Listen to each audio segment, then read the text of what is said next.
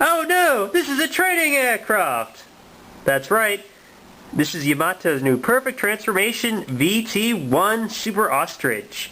This is their latest release in their 1/60th scale VF1 Valkyrie line. And we're just going to start off with the fighter mode. As you can see, it's an airplane. And certainly not a Formula 1 car. But there actually are some differences between this one and the VF1 and the VF1Ds that have been released. For starters, the entire front cockpit section is completely different. This features a back seat which is actually raised above the front seat, and as you can see, this also comes with tiny Hikaru and a tiny Mid-May, a la their scene from Do You Remember Love, where Hikaru takes Mid-May out on a date in his training Valkyrie and then realizes, hey, I got no guns. The backpack section is completely different. These tail fins have been redesigned so that they will rest flat against the back of the aircraft, and also there's this part which is now hinged to kind of cover up the gap in the front when you bring the backpack over. And also this, again, to go with the new fuselage, this part of the spine is now a lot bigger. So in batch raid mode, the VT-1 is a really busty babe. But not a whole lot's changed on the underside. You can see you have the VT-1 signature head, which is kind of a small searchlight looking device. This thing is quite posable. It has multiple joints. It has a little swivel here, which allows you to bring the sensor part out, and then you can just kind of pull this out a little bit and get it forward, and it swings around. You can move it around, and it looks pretty cool. Also a couple of other features I'm just going to get to when we go into batch raid mode. So I'm just going to push this back, and then just kind of push it back inside, and here we go. Alright. And as this is one of their more deluxe releases, it of course comes with the Fastback Armor, because that's what makes our Super Ostrich super. So what we're going to do to mount it is we're going to separate the legs a little bit, and we're just going to pull this part up, down, and there we go. And you can see this is why we have this hinged part right here to cover it up. And then what you do is you just take this little mounting piece. You want to have the little vent facing back, and then you just kind of slot it into these holes on top, and they'll snap in. And then we take the double booster piece and we just push it into the back here, and it's going to line up with a couple of holes in this pegs on the top part, and you'll hear it snap in. And that's not going anywhere. And we're just going to do the leg fastbacks, which are very easy to do.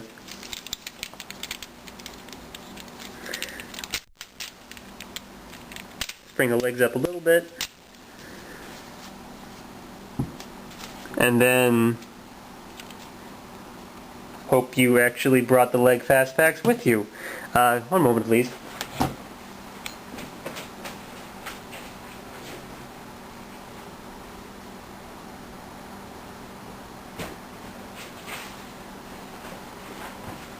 I'm so sorry about that. Hope it doesn't happen again. Okay, leg fastbacks, very easy. All you do is, well, make sure that that doesn't come off. Slot them out, snap them in.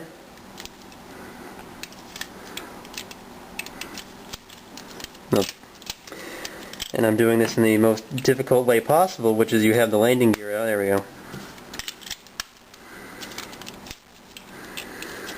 And then you can just kind of snap these right back into the top part.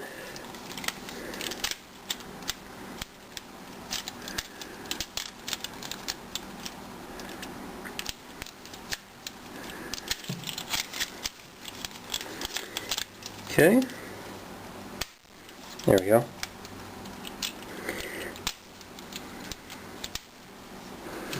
So here we go. We have a Super Ostrich. And as you saw before, there are actually a couple of removable panels now. This comes off, it has some nice detail on the underside. Likewise with the top boosters, this panel that comes off to reveal fuel tanks and verniers and all that fun stuff. So yeah, again, not terribly different than the run-of-the-mill Valkyries, but enough that it has its own charms, I think. Okay, so we're just going to go straight on into gearwalk mode. Simply what we do is we're just going to retract the landing gear. Of course, I'm cheating because I had the landing gear out to begin with, which is, you know, much easier than trying to pull them out. And the way I like to do the transformation to gearwalk mode is to first off not knock the camera around. And just bring out the legs and try to keep the boosters attached. Although for whatever reason, on all the ones I have, they tend to just kind of stay on there. That's not a big deal. They just, again, snap on very easily. And what I'm just going to do is pull the intakes out just slightly. Just disengage them a little bit so that they're kind of hanging loose. And then it becomes much easier to pull the arms out, because the arms just kind of come out and rotate. And then what I do is I just kind of have the arm down like this, and then I bring it up over the locking edge. Same thing on this side, just bring it up over the locking edge, and there we go. And then put the legs back, snap them back in, extend the feet,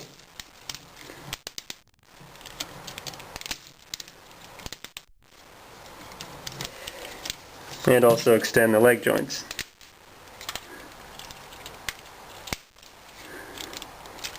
There we go.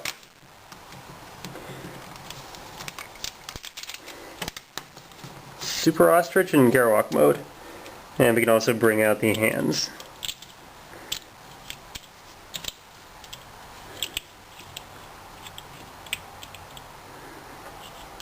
Oh, hey, look, these hands are on the wrong side. Oops.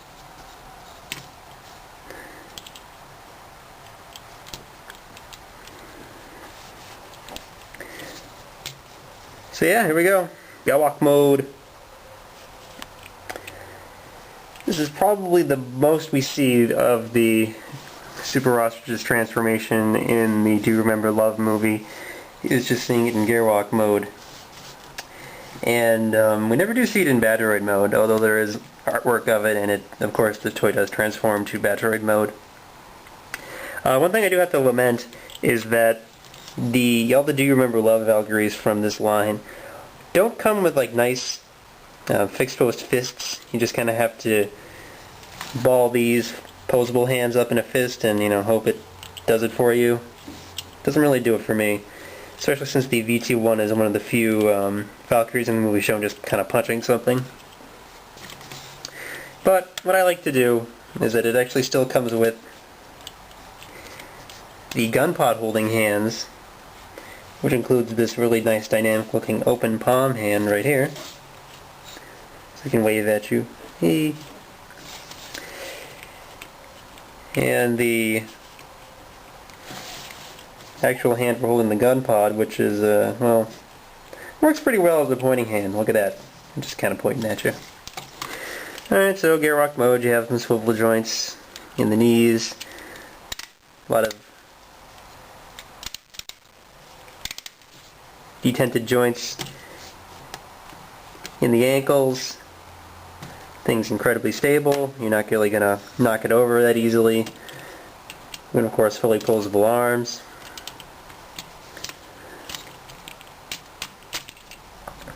But yeah, here we go. Gearwalk mode. So what's next? I think it's time for Badroid mode. Dun dun dun dun. Okay, so what we're going to do, I'm just going to disengage the leg parts again, fold them out to the back, just kind of straighten them out.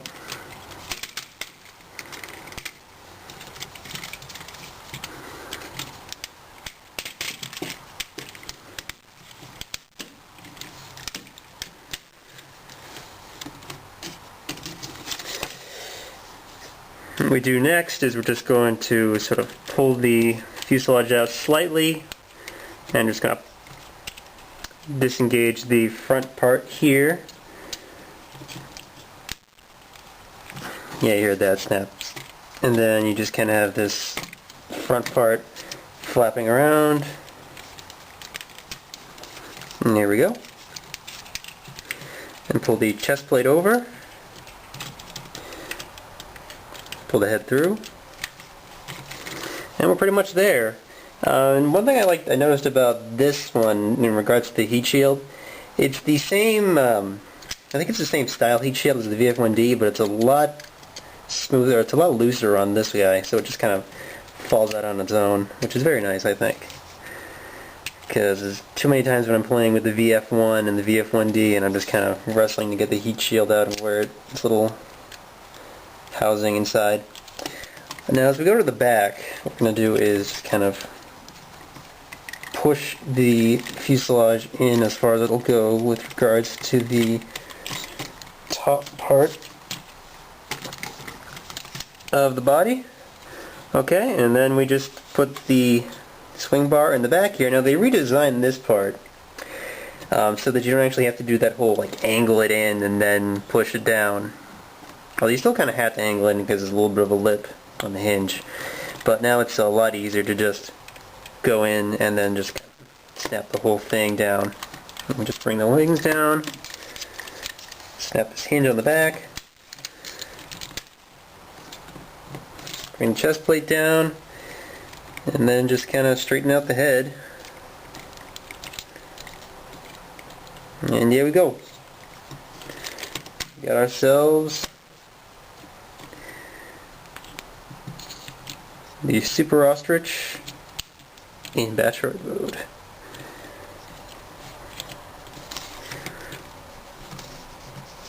Let's just kind of adjust the camera here. So here we go. Typical high quality new Yamato toy. One thing I want to point out about the head, other than the fact that it is incredibly posable, I mean it just has this crazy universal joint here. It actually extends a little bit too. In addition to that little new ability to move the antenna around, just kind of rotate it back and forward and to bring the whole housing up as I showed you in fighter mode, there's also a pair of small sensors that flip out. They flip out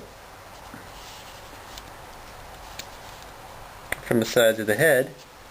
It's a nice detail. These are actually permanently molded outwards on previous toys, but now they can be hidden.